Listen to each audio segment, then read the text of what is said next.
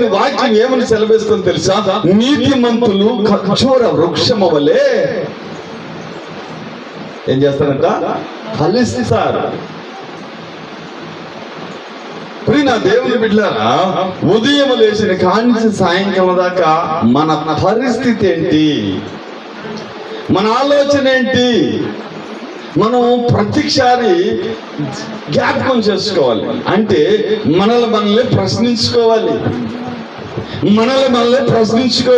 ప్రభువా, నేను నీ సన్నిధిలో సాక్షిగా ఉన్నానా, లేదు నీ సన్నిధిలో నేను యథార్థంగా ఉన్నానా, లేదు పక్కవాడితో మాట్లాడేటప్పుడు నా స్థితిగతులు ఏంటి, కుటుంబంలో నా పరిస్థితి ఏంటి,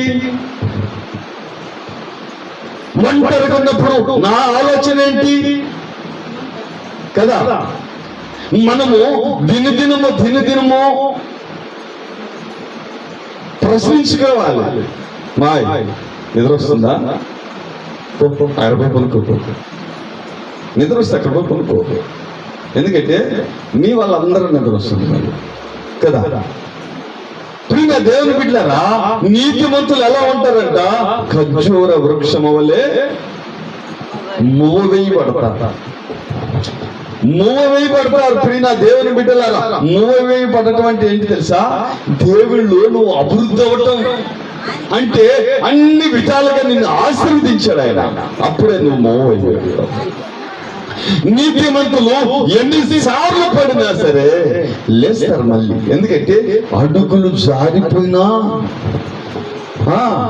నీ ఆలోచన స్థితిగతులు మారినా, ఎందుకంటే దేవుని వాక్యం ఏమని చేస్తాను తెలుసు, నేను ప్రతి క్షణము తట్టి లేపుతాను. దేవునికి మహిమ కలుగును గాక. హల్లెలూయా, హల్లెలూయా. ప్రియ దేవుని బిడ్డలారా, దేవుని వాక్యం ఏమని సెలవిస్తుంది తెలుసా?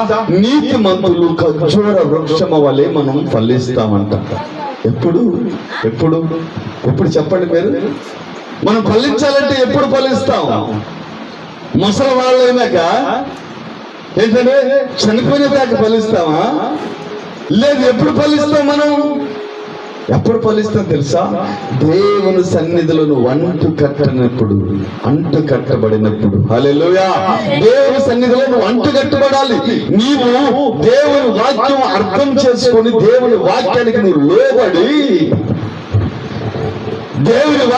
లోబడి నీ హృదయాంతరంగాల్లో దేవుని నామాన్ని గుర్తు చేసుకుంటుండాలి. హల్లెలూయా. దావీదు గారు అదే చేస్తున్నాడు.